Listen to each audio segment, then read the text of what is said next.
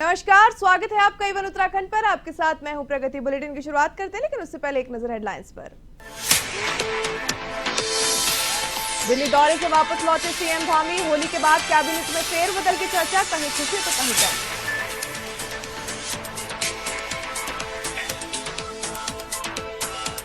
राज्य में अब मिलावटखोरों की खैर नहीं। विकासनगर में होली से पहले खाद्य सुरक्षा विभाग की बड़ी कार्रवाई। चेकिंग के दौरान कार से मिला नकली मावा।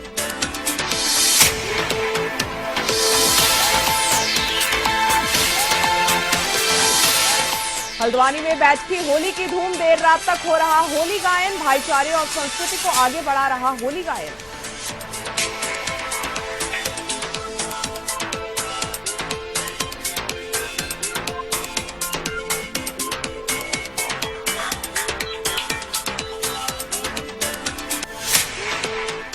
बुलेटिन में अब खबरों का रुख करते हैं विस्तार से। होली के मद्देनजर खाद्य संरक्षा एवं औषधि प्रशासन विभाग द्वारा मिलावटखोरों के खिलाफ बड़े पैमाने पर सघन अभियान चलाया जा रहा है। आयुक्त और स्वास्थ्य सचिव डॉक्टर आर राजेश कुमार के निर्देश अनुसार प्रदेश भर में खाद्य सुरक्षा विभाग की टीमें मिलावटी खाद्य पदार्थों पर कड़ी नजर रखे हुए हैं और लगातार छापेमारी की कार्रवाई जारी है। इसी क्रम में धूलकोट विकासनगर में बड़ी कार्रवाई करते हुए 3 क्विंटल पनीर और 60 किलोग्राम मावा जब्त किया गया है। ये माल हरिद्वार मंगलौर से लाया जा रहा था और इसे प्रेमनगर, धूलकोट, सेलाकुई और सहासपुर से आपूर्ति किया जाना था।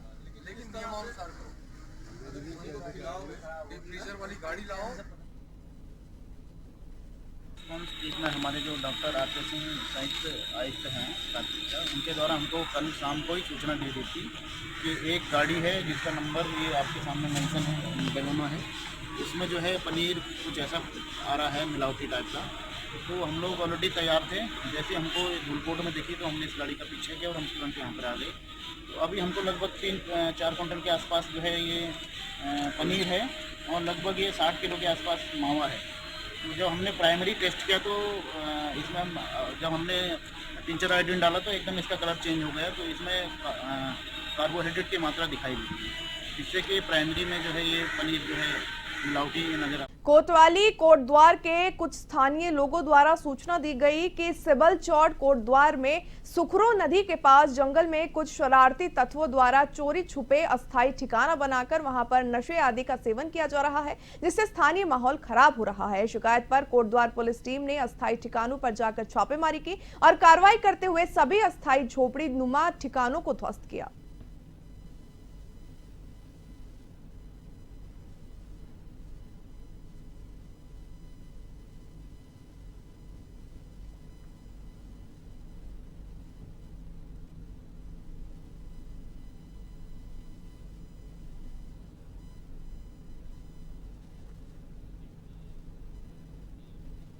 उत्तराखंड कांग्रेस के प्रदेश अध्यक्ष ने राज्य में लॉ एंड ऑर्डर को लेकर सवाल खड़े किए हैं। एक वीडियो शेयर करते हुए उत्तराखंड कांग्रेस के प्रदेश अध्यक्ष करण महारा ने कहा कि उत्तराखंड में पर्यटन आर्थिकी का एक बड़ा हिस्सा है। ऐसे में इस प्रकार की घटनाएं बहुत ही चिंताजनक है। उन्होंने कहा कि एक बस जो दूसरे राज्य से आई है उसको रोककर युवाओं के द्वारा मारपीट के प्रयास किए जा रहे हैं और पुलिस कुछ नहीं कर रही।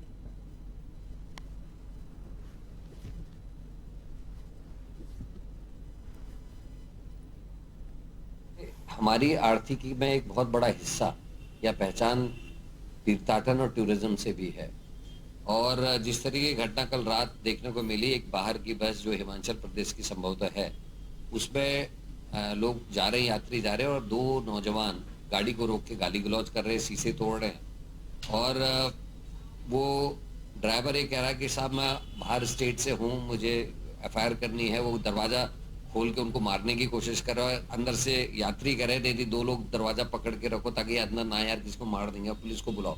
पुलिस आ रही है, पुलिस उन नौजवानों को भगा देती है और उसके बाद उसी ड्राइवर से कहती है भाई हो जाएगी कंप्लेंट, दोनों पक्षों की हो जाएगी, तो अभी चले जा। वो कह रहा है साहब 1 किलोमीटर तक तो छोड़ दीजिए, कहीं कोई कुछ और हमारे संग करा वो कह रहा मैं नहीं आ सकता, मुझे कहीं और भी जाना है।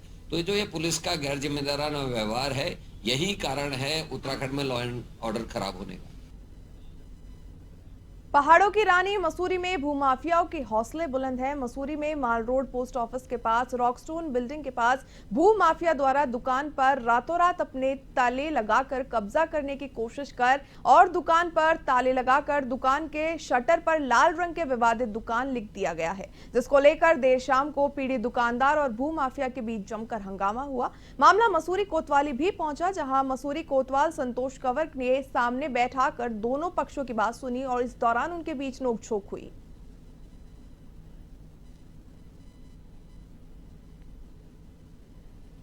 तो मेरी दुकान पे आगे जबरदस्ती उन्होंने ताला मारा। फिर हमने 112 को कॉल किया। उन्होंने कहा इस ताले को तुरंत हटाइए आप। हमने उसी समय उनके सामने ये ताला हटाया, अपना कब्जा बना के रखा और रोज हमारी दुकान खुलती है और रोज दुकान बंद होती है और जबरदस्ती आकर के दुकान हमारी बंद कराई इन्होंने। उसके नाम कुल्लड़ी थाने से ज्योति मैडम आई, उनके साथ 2 पुलिस वाले थे, उनके सामने ये सारी चीज़ें हुई। जिस तरह के प्रकरण मसूरी में वर्तमान में चल रहे हैं वो कहीं ना कहीं सरकार की फेलियरिटी है। इस मामले में जहां एक तरफ माननीय उच्च न्यायालय का स्टे इनको प्राप्त है, उसके बावजूद यहाँ पर जो है पुलिस के संरक्षण में और शासन प्रशासन के संरक्षण में लोग आकर जो है ताला डाल दे रहे हैं। उत्तराखंड में कैबिनेट विस्तार जल्द होने की चर्चाओं ने एकाएक जोर पकड़ लिया है। राजनीतिक गलियारों में चर्चा है कि पिछले दिनों विवादित बयान को लेकर वित्त मंत्री की कुर्सी पर तलवार लटकी हुई है, तो वहीं 2 और मंत्री को कैबिनेट से बाहर का रास्ता दिखाने के भी कयास लग रहे हैं। उत्तराखंड में 6 मार्च को प्रधानमंत्री नरेंद्र मोदी के दौरे के तत्काल बाद सीएम पुष्कर सिंह धामी के दिल्ली प्रवास ने इन चर्चाओं को और हवा दे दी है। एक और जहां कैबिनेट विस्तार की चर्चाएं जोर पकड़ रही है, तो वहीं अब धामी कैबिनेट में मौजूदा 3 मंत्रियों के सर पर तलवार लटकी हुई है।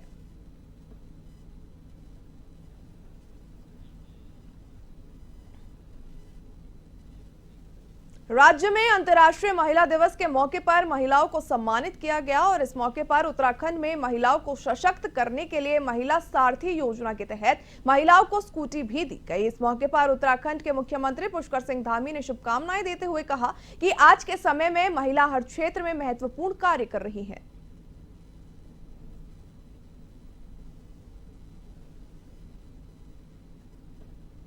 ये हमारी पूरी तरीके से ये कोशिश रहेगी कि शुरुआत में इस योजना की जानकारी से हर कोई व्यक्ति जुड़ सके, जिसमें आपने निराश्रित महिला बोला या विधवा महिला बोला या आर्थिक रूप से कमज़ोर महिला बोला या आपने वृद्ध महिला बोला। हमारी यही कोशिश रहेगी कि 1 हफ्ते के अंतर्गत ये सुविधा उनको निःशुल्क प्राप्त हो सके और उसके उपरांत से फिर निश्चित रूप से निःशुल्क प्रक्रिया के साथ में अर्थव्यवस्था मजबूत नहीं हो सकती, तो इसलिए उसके बाद में शुल्क की भी प्रक्रिया चालू होगी।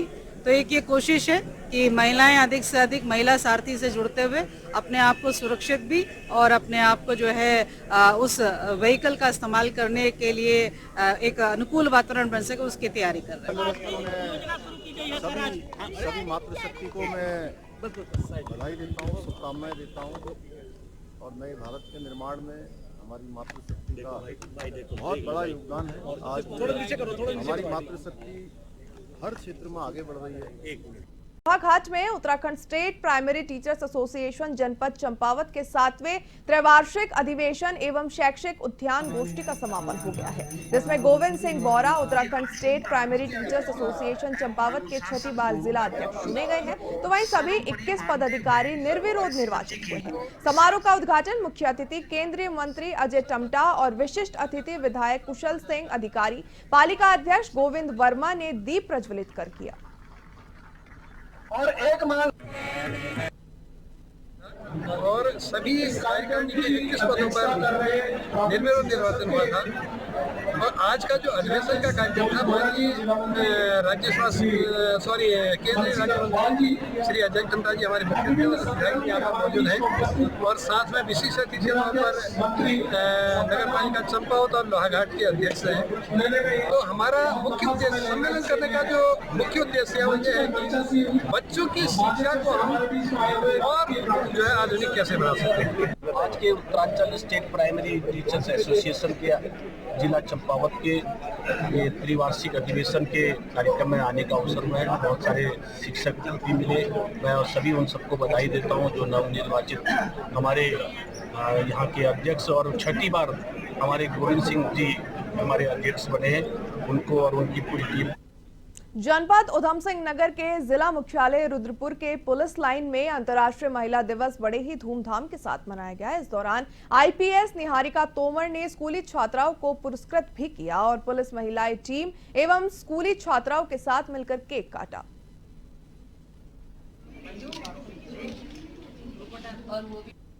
जो इंटरनेशनल विमेंस डे अंतर्राष्ट्रीय महिला दिवस है, इस उपलक्ष्य में हमारे द्वारा पुलिस लाइन में ये कार्यक्रम का आयोजन कराया गया, जिसमें हमारे पुलिस कार्यालय, पुलिस थानों की सारी महिला कर्मचारी आई थी। इसी के साथ साथ हमने जो स्कूल की बच्चियां थी उनको भी यहाँ पर बुलाया था। जनता इंटर कॉलेज से यहाँ पर बच्चियाँ आई हैं, टीचर्स आए हैं। इसमें जो हमारा उद्देश्य यही है कि एक इस दिवस के रूप में जो महिला सशक्तिकरण की जागरूकता है उनको कहीं ना कहीं बच्चों तक पहुँचाया जाए और इसी के साथ साथ जो भी हमारी महिला पुलिस कर्मचारी हैं उन सबको मोटिवेट किया जाए अपने ड्यूटी के प्रति और समाज में अपने कर्तव्यों के प्रति। इसमें हमारे एसएसपी सर के निर्देशन में पूरा कार्यक्रम आयोजित हुआ। उनके द्वारा भी आकर यहाँ सभी को मोटिवेट किया गया था। इसी के साथ साथ बच्चियों को यहाँ पे सम्मानित किया गया। उनके द्वारा यहाँ पे को करिकुलर एक्टिविटीज़ की गई, उनके द्वारा कविताएं अपनी लिखी हुई सुनाई गई हैं। और मैं इस माध्यम से सभी को ये बताना चाहूँगी कि ये एक दिवस तक सीमित ना रहें, बल्कि महिला सशक्तिकरण जो है ये बहुत ही महत्वपूर्ण अंग है हमारे समाज का और हम लोग को आशा है कि हम इस ओर और अच्छी तरह से अग्रसर रहेंगे। नवाकुर नाट्य समूह की पहल पर प्रेक्षागृह पौड़ी में अंतर्राष्ट्रीय महिला दिवस के अवसर पर मनोज दुर्बी के निर्देशन में सफदर हाशमी द्वारा लिखित हिंदी नाटक औरत का मंचन किया गया। नाटक में कामकाजी महिलाओं के सम्मुख आने वाली परेशानियों और उनके संघर्ष को चिन्हित किया गया था।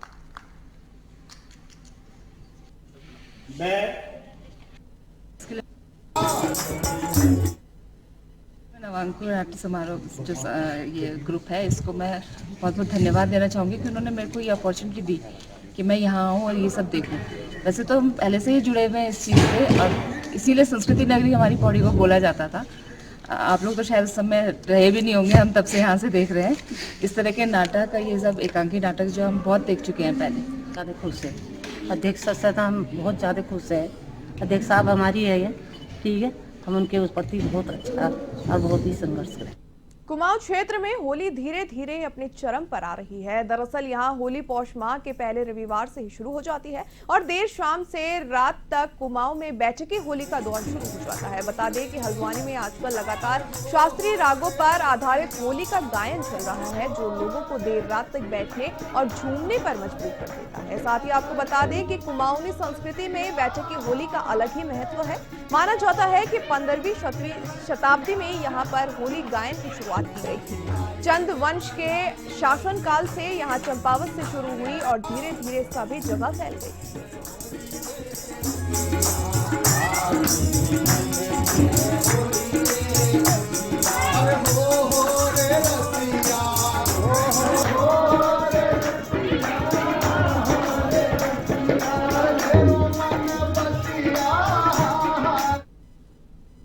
बचपन से ही जब से बहुत छोटे थे तो घर में ही अपने बुजुर्गों से होलियाँ सुनते हुए आ रहे हैं। एक बहुत पुरानी परंपरा है और बहुत समृद्ध परंपरा है उत्तराखंड की, क्योंकि इसमें रागों का मिश्रण है और बहुत उन्नत राग इसमें हर समय के हिसाब से राग है।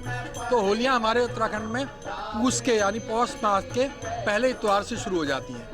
तो शुरुआत में जिसमें भगवान के भजन की तरह के, लेकिन वो होली के खांचे में होते हैं, तो निर्माण की होली बोला जाता है। उसमें देवताओं की स्तुति, भजन इत्यादि होते हैं। उसके बाद धीरे धीरे बसंत पंचमी के बाद इसमें हल्का हल्का श्रृंगारता और बसंत का वर्णन और श्रृंगार इसमें जुड़ने लगता है। और उसके बाद अब बढ़ते हुए धीरे शिवरात्रि के बाद जो इसमें पूरे रंग पे होली आ जाती है। आज भाजपा मुख्यालय देहरादून में केंद्रीय जनजातीय मामलों के मंत्री जुएल ओराम के द्वारा प्रेस वार्ता की गई, जिसमें उन्होंने केंद्रीय बजट में अपने मंत्रालय को दिए गए बजट के संबंध में जानकारी साझा की। इस दौरान उन्होंने पीएम जनमन धरती आभा जनजातीय ग्राम उत्कृष्ट अभियान के लक्ष्य के बारे में बताते हुए कहा कि आगामी 5 सालों में करीब 89 करोड़ के बजट के साथ 63,843 गांवों में बुनियादी ढांचे, बिजली, पानी, शिक्षा, स्वास्थ्य, सड़क को पूरा करना है। 4 महत्वपूर्ण बिंदु में आपका थ्रस्ट है। उसमें से पहला है कृषि, एग्रीकल्चर। दूसरा है कि एमएसएमई, इसमें medium small and medium small and micro enterprise में इसमें थ्रस्ट है। तीसरा है कि इन्वेस्टमेंट, ज़्यादा से ज़्यादा इंफ्रास्ट्रक्चर में और बाकी सब में इन्वेस्टमेंट हो और इन्वेस्टर आए इसमें, इसके लिए है। और एक्सपोर्ट, भारत में एक्सपोर्ट बढ़े ताकि आपका जीडीपी बढ़ेगा। $5 ट्रिलियन का जीडीपी का जो आकांक्षा है वो हो, इसके लिए हम लोग ये बजट में थ्रस्ट दिया है।